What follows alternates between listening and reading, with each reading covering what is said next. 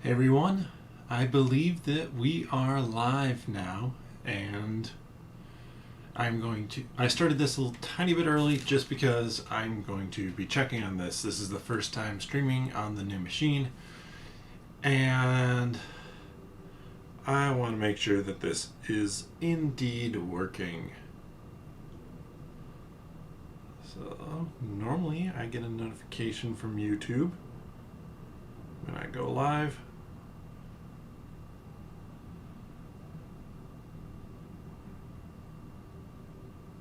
But yes, it looks like I am indeed live.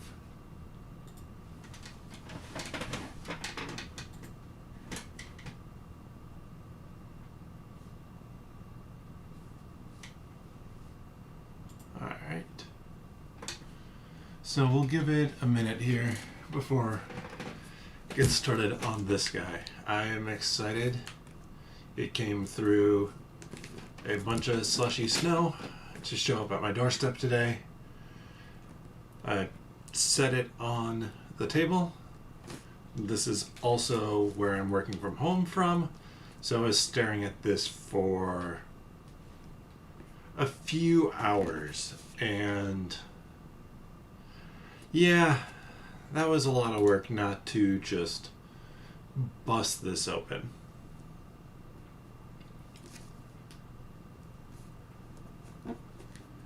So,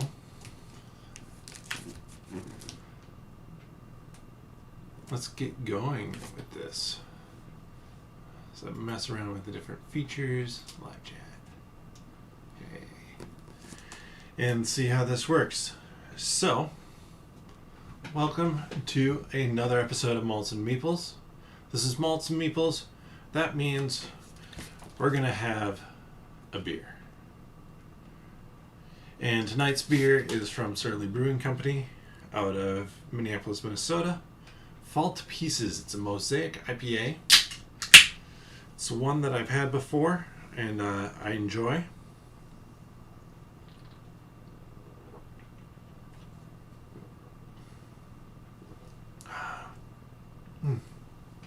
Not too hoppy, but very refreshing.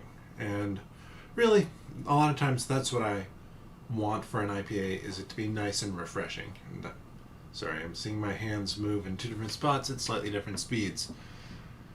Two different camera setups. Need to work on trying to adjust the latency between these. So it's a very good beer. Honestly, I think were it not January 14th today, yep, 14th, I'd be enjoying it more. Not that there's anything wrong with January 14th in particular, more so that this is very much a summery beer, and it's a little bit cool outside in Minnesota. So, I'm a trained professional. By that I mean I have a knife and a camera. So, don't try this at home, except with the express written consent of Major League Baseball or something like that. Or just cut it in the box that was shipped to you.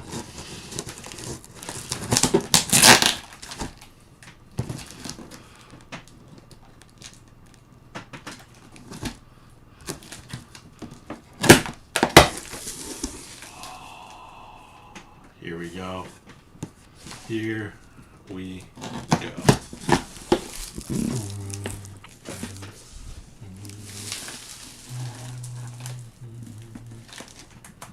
Ta-da! We are off and running.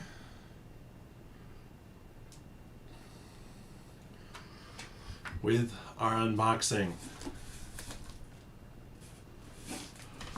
So, what I should have in here, if I remember everything that I'm getting correctly, is there should be the 2 expansions. There should be the King with the campaign. There should be the Red Death expansion, and the character background expansion. I tend to go for all gameplay when I pick up a game.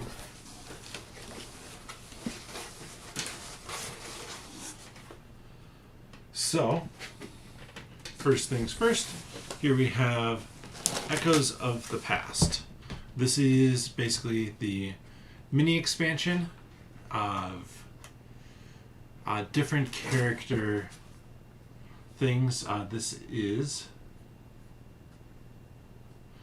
one book of memories, 52 achievement sheets, 52 legendary action and ability cards. I'm excited for this. I'm glad that we got this now. I've just started to play through with a couple of friends of the base game, so I can get these handed out quickly. And I'll open these up more coming up here. I just want to get everything out of here first.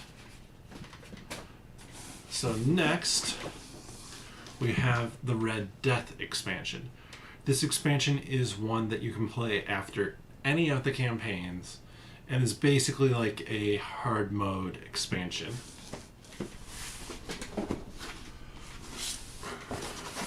And we just have cardboard under here. Like, I don't expect there to be anything extra. And then this is heavy. So very heavy. Yeah, no, nothing extra in here. Didn't expect there to be. If you did one wave shipping, there will in fact be something extra in there. So,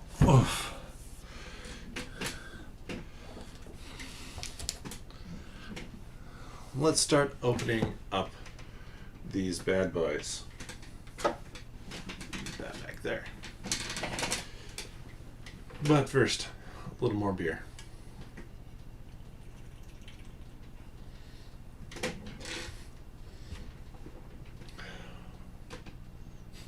This is not the correct surface type to have over there. But the lighting is better than what I've done previously, which I'm excited about.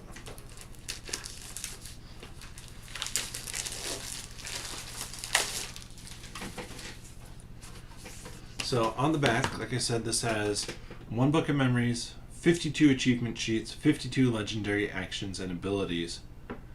It's an expansion for all 3 campaigns, Fall of Avalon, Last Night, and Age of Legends, adding personal stories and unique memories dedicated to each of the 13 playable characters.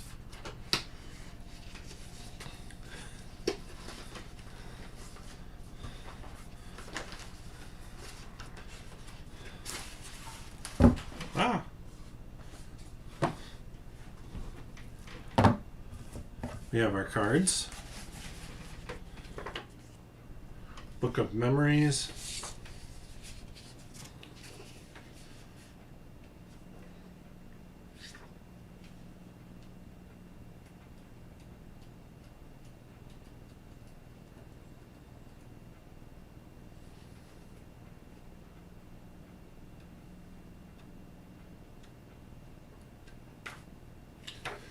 and then sheets for basically every character.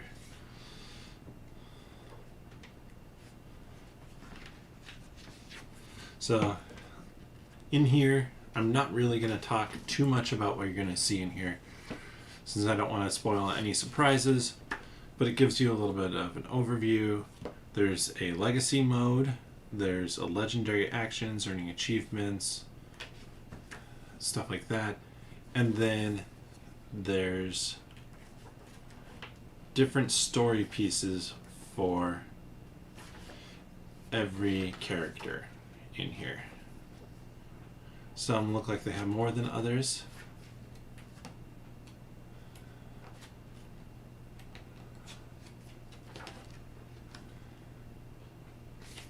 But very cool.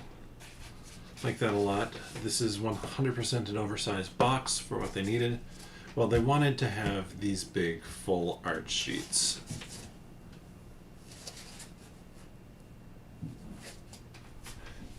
And it has some interesting things on here. So I'll just talk about a little bit what I'm seeing here for NEVE.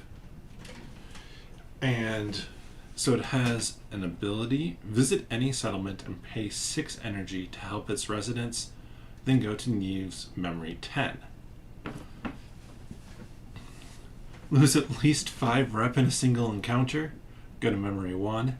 Have 10 wealth, go to memory 2. So basically just different things that will send you to different places. Like getting 10 rep gets you 1. Activating a menhir gets you a different one. So I think I'm really excited to add this into the game.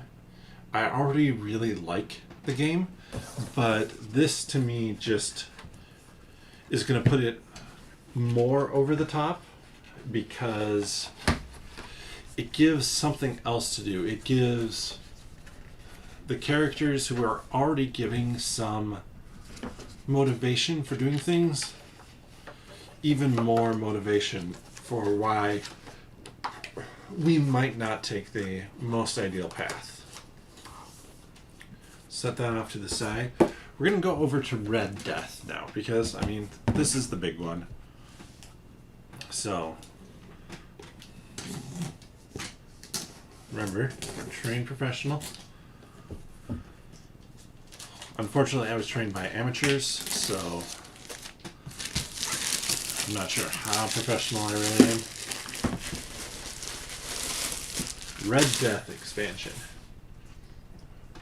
More like another sip of beer expansion.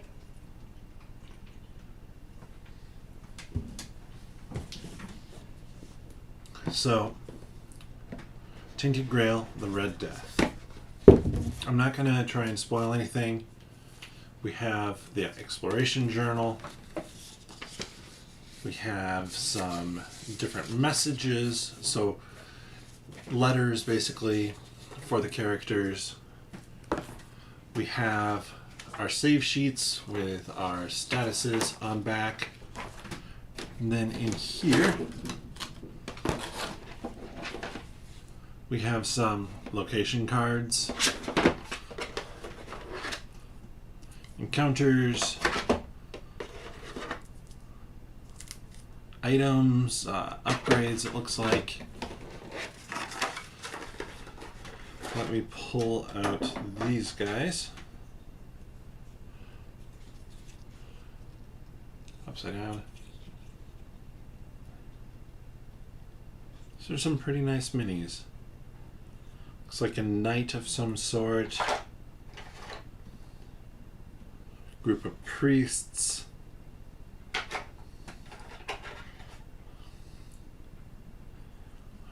And some sort of trollish traveler. Sorry, I don't have a second cam yet. I want to get one so I can have something like set up pointed over here, close up on this side, wide angle shot, straight down over the top.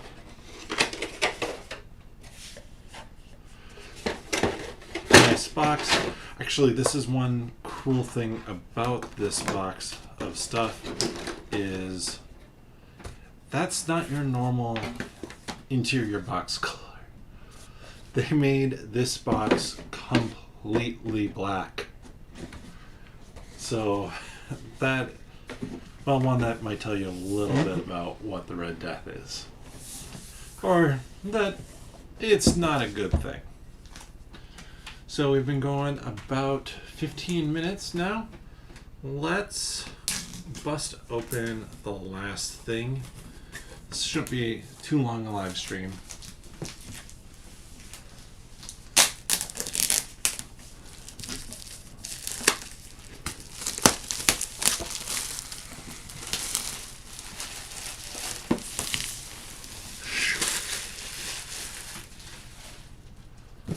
Alright. Age of Legends and the Last Night campaign. So let's see what we have in here. We have our save sheets.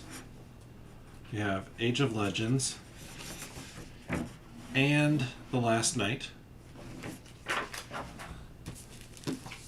Again, we have a whole stack of letters. This is one thing that I'm glad they were able to do here. So you have your characters of the different colors. I'll flip it over to see them on the other side. Other characters on the other side. They have character boards in the base game. Instead of making additional character boards, taking up additional space, anything like that, they just made the inserts for it to save them time, save us money as backers. 2 massive exploration journals. I will not be opening these. I expect they're going to function like the base game, where you go to places, you explore, and you read them. This is the bulk of the game. Going around and exploring. Now, I will say this about Tainted Grail. Tainted Grail is a hard survival game. And while you want to go and explore everything, they intentionally made it really hard so that you can't get to everything while you explore. I know for some people that has not been ideal, but for me, I've been enjoying it a lot.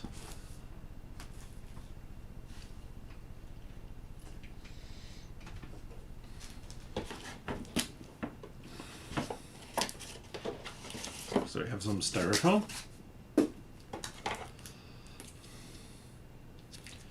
The Pack Donkey card.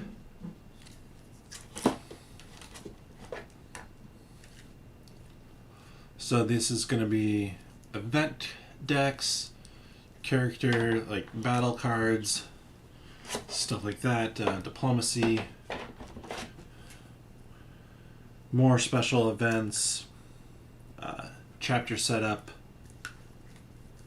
things like that. I mean, we're going to have more character stuff, more setup stuff. Actually, really small in terms of what I thought we might be getting. Secrets, items, stuff like that. But you have to remember, we are mixing in the base game stuff. So, like we have all these blue cards. Well, the base game has the standard blue cards, the basic ones. So, we'll be mixing them in to that. And then 2 stacks of exploration locations. I'm not going to look at the back because that might spoil something. These are different help cards from what we had originally, because each game has its own slight variation on stuff. And then we have all the characters. Move forward to get that in frame best I can, including the donkey. And man, these look great. They really do such nice characters and such detailed minis for very small minis even. I'm betting you there's an inset spot beneath them. I'm betting you that, let's just do it. This looks easy enough to get into.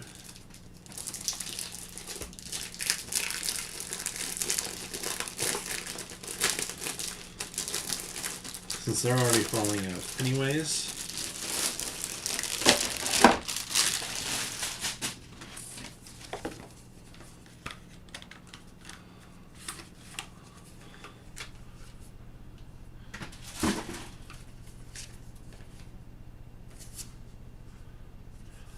I'm betting you I can take all of them stacked up as so. Drop that down in there. Boom. Dust these guys back on top.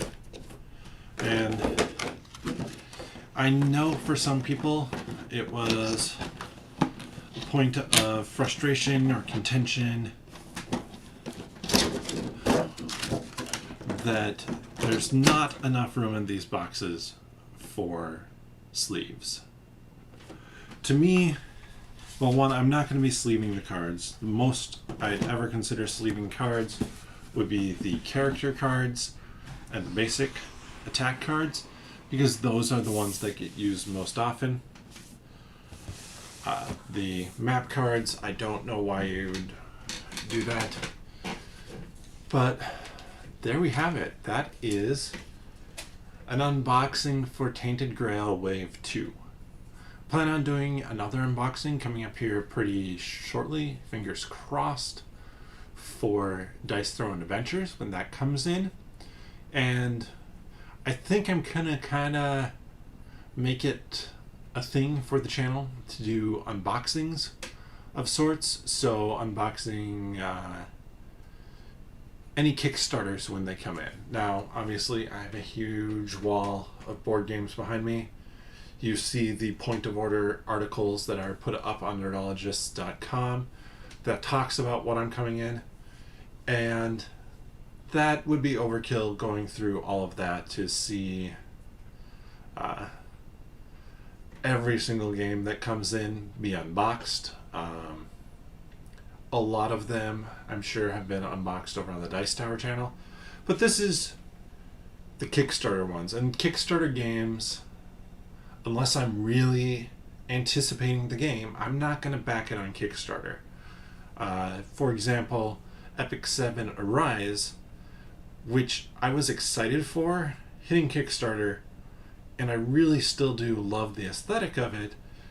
I dropped that pledge because it just doesn't look like it does enough interesting things. It doesn't look like it allows you to build on your character enough. I need to look into it a little bit more. Maybe I'll go back to it, but it's tough to know. It seems a little bit light for how big a box and how expensive a game it is. This, on the other hand, has so much stuff to it, and I think with shipping I paid over $200 for everything, but that's going to be 150 hours of gameplay, if not a little bit more. So that is going to be exciting. Like, this is going to be fun no matter what. And I'm going to get my money's worth. And I know that this is not a game for everyone. There are definitely reviewers who have had issues with it. But for me, I'm really digging it and loving it. So, pretty short and sweet stream today, 23 minutes. I do want to get back to Pandemic Legacy Season 2, which is down there in the corner. I need to refresh myself on the rules and get it set up for Game 1 and hopefully start streaming that soon. But thank you all for checking out this video. Hopefully it was a fun unboxing to watch. And if you're enjoying the content, please consider subscribing. Give thumbs up to videos. That makes them show up for more people to find them. And really, I'm doing this because it's fun for me and because I feel less silly talking to a camera than I do to myself when I play solo games. But I really want to just have fun with it, and I hope that it is fun for you as well. Also, I mentioned it before, check out nerdologists.com, where I'm posting at least one article every day, sometimes two. I don't think I've ever, well, I probably have done more than that, but generally no more than two. And yeah, give that a check out, give that a look, and see if it's something, if there are topics that I cover that interest you. There's a ton of board game coverage in there, and I don't see that changing anytime soon. Also do a Marvel podcast called 10 Minute Marvel. You can check that out for all sorts of Marvel news. I will be talking about WandaVision, the first couple episodes that drop in the next episode, which I believe is going to be episode 77. But with that, I'll see you next time. That's actually the podcast sign off. So, bottoms up.